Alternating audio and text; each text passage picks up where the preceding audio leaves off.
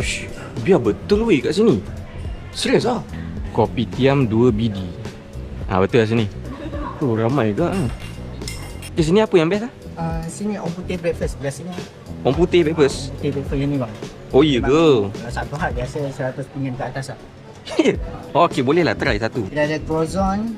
Croissant. Best biasanya croissant buffalo. Salai lama bang, dalam 4 jam tak ada. Ya. Yeah. Betul bang. Okey, boleh lah ni. Macam menarik je. Ayam crispy ada rumah. Okey, boleh lah. Ayam gepuk ni satu. Dah. Okey, terima kasih. Sama. Yo. Alright, terima kasih. I say man, banyak gila makanan. Alright, Om Putih breakfast. Kenapa Om Putih? Sebab dia makanan Om Putih macam tu.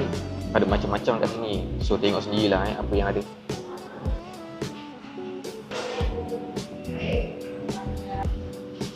First time juga aku makan sausage putih.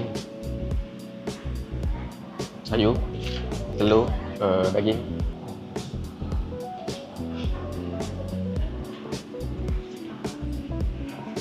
Masa first datang tadi aku dah terkejut lah sebab gambar makanan dia nampak macam western, cafe macam tu kan. Rupanya dekat food court. Tak sangka lah. Tapi makanan sedap. So far. Bismillah. Tempat ni dia dekat sebelah sekolah kebangsaan Setiawangsa. Lepas tu kena naik tingkat 1 sini. Sini ada. Boleh pergi London, boleh pergi UK. Tapi jauh lah. Oh, ni menarik ni. Croissant. Croissant, aku tak tahu cara sebutan dia macam mana. Tapi dekat sini pun dia ada bagi nachos kak. Ini yang dia kata dia smoke berjam-jam tu. Bismillah.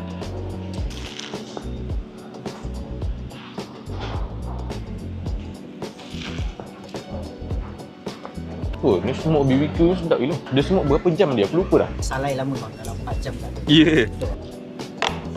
Nasi ayam jantan Ori Zainal. Selalu dengan original je, Ori Zainal perginya. So dia ni boleh ambil sendiri dekat depan. Bismillah. Kat sini dia buka daripada pagi sampai ke pukul 4 petang. Tapi kalau pagi macam ni pun dah ramai. Petang nanti macam mana lagi lah. Bismillah.